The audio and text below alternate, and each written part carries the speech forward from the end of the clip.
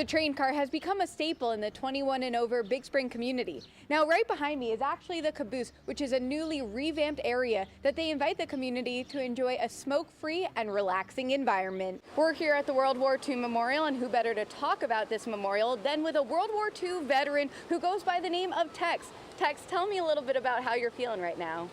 They started their day as an average participant and transformed into a hero.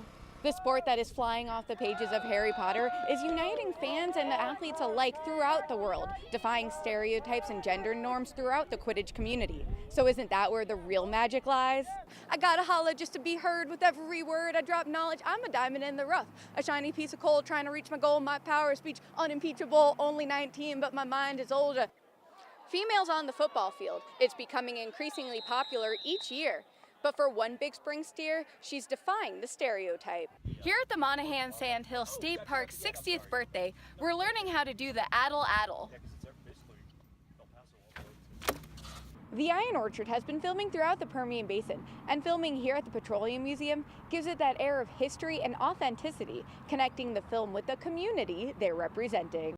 It's been an emotional day for the veterans as they've been touring the monuments here in Washington, D.C. And for Al Stanford, who served in Korea, well, being here, he tells me he's at a loss for words. Now that Andrews is accepting text to 911, dispatchers want you to know you should call if you can, text if you can't. It was an emotional day here in Big Spring as a victim and her mother took the stand talking about the alleged sexual contact from former Detective Rojo. Now, they both pointed to him in the courtroom, and the victim even said because of this alleged sexual contact, she doesn't feel comfortable leaving the house, even saying that she feels anxious around law enforcement. There's been heartbreaking controversy over children being separated from their parents after crossing into the United States. Right here in the border crossing city of Presidio, people tell me they couldn't imagine not being able to go back and forth between the United States and Mexico. It's trending time here in the studio. Good Wednesday morning, everyone. I'm Samantha Medney. Taco Tuesday is going to be the talk around town after the Odessa City Council unanimously approved an agreement to bring Torchy's Tacos to downtown Odessa. You continue to blow us all away with your creativity. Have a safe and happy Halloween. And remember, whether it's Halloween or not, you can always be a hero by exercising your right to vote. Tomorrow and tomorrow and tomorrow creeps in this petty pace from day to day. I trust you'll understand my reference because Shakespeare's greatest hits is just one short day away. If you're a Midland resident and I've been waiting for forever to join Artpocalypse, today's the day. With great power comes great responsibility. Marvel icon Stan Lee died Monday at the age of 95. And oui, mon ami, we'll see you in Paris. The U.S. women's national team qualified for the 2019 FIFA Women's World Cup with a convincing 6-0 win over Jamaica yesterday. Both Ratliff Stadium parking lots will have free food and beverages, lawn games, and special giveaways. Plus, don't forget your non-perishable item like peanut butter to benefit the West Texas Food Bank. Get your raspberry berets and let's go crazy for tonight's Prince event at the Wagner Noel. For You, a symphonic celebration of Prince, will begin at 7:30 p.m. with the intent of making sure great music lives on forever.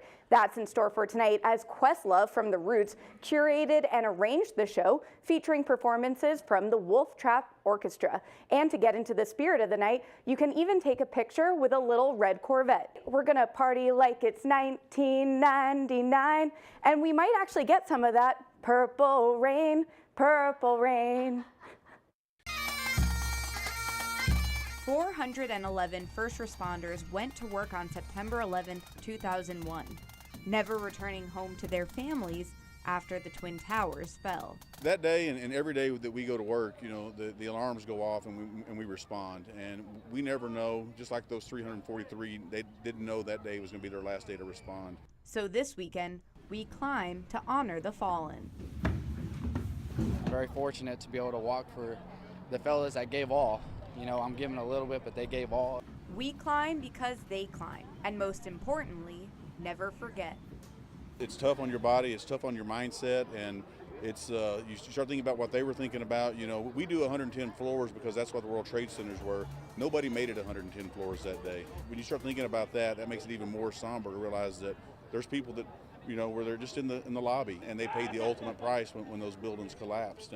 But they were doing their job, and they were glad to be there. When we're walking up, You know, I started thinking in my mind that I'm just wearing just my bunkers, just the basic stuff. But I couldn't imagine what those guys in New York were doing with all the tools that you need to get the job done. It's hard, but it's very rewarding when you finish.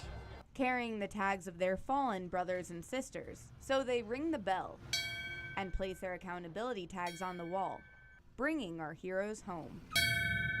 It means a lot, especially being able to honor those that have fallen and being able to give what I can playing music-wise.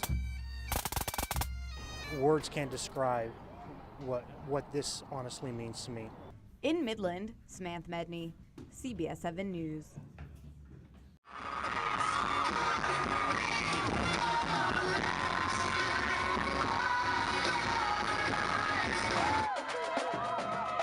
The pride of a nation, showcased in a city that was beat down and built itself up strong again.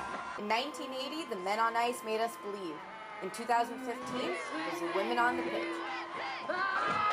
Each generation looked to athletes for inspiration. All-time leading international goal scorer Abby Wambach took in every second, sharing this personal moment with her fans. And for you guys made it even better by standing alongside the streets cheering us on the whole way. Abby, she took a video of us. She was waving at us. She actually saw us. It was amazing.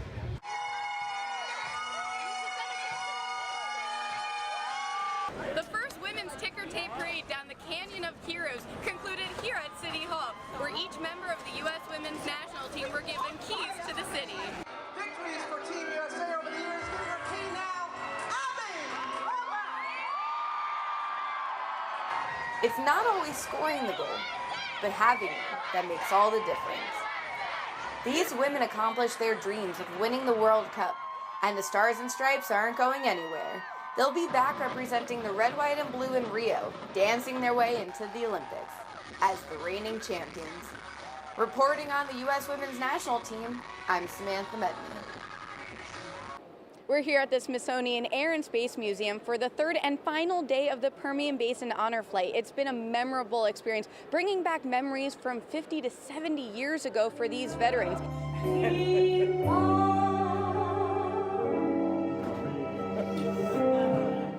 It's been a healing process as they go to the memorials and honor the disabled veterans who have been changed for life. Now with this honor flight, these veterans and Gold Star families have also been changed for life and are building a new family of their own. We'd love to welcome our veterans home the right way, because a lot of them tell me they weren't honored when they came home. They were spit at, and it was so sad to hear their stories from before that we want to change that. So if you can be at the Midland International Air and Spaceport at 9:20, give or take an hour because it's a flight, we would love to welcome our veterans home. For now, reporting at the Smithsonian Air and Space Museum, I'm Samantha Medney, CBS 7 News.